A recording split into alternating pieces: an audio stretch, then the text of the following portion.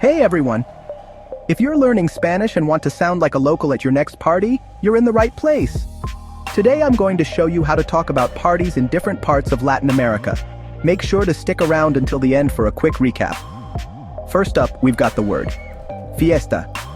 This is the go-to term for any kind of party, from small get-togethers to huge celebrations. You can use it pretty much anywhere in Latin America. For example, Vamos a la fiesta de cumpleaños de Juan. Simple, right? Now let's get into some regional variations.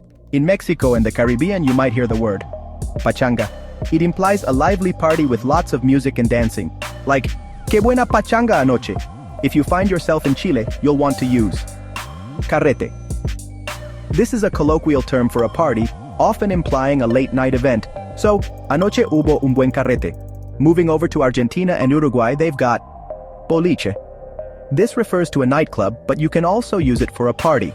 For example, Vamos al boliche esta noche. In Colombia, Ecuador, Peru, and Venezuela, try using farra. It's a term for a night of fun and revelry, like Nos fuimos de farra el sábado. For a wild, crazy party in Mexico, you might hear desmadre, or if you want to be really informal, joda, but be careful with that one. It's pretty vulgar. And don't forget about rumba.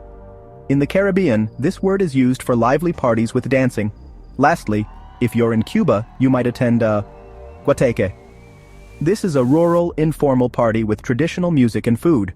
There are tons of ways to talk about parties in Spanish. To sound like a local, pay attention to regional differences and choose the right word for the context. Alright, that's it for today. Thanks for watching. And don't forget to hit the like button and subscribe for more Spanish tips. See you next time!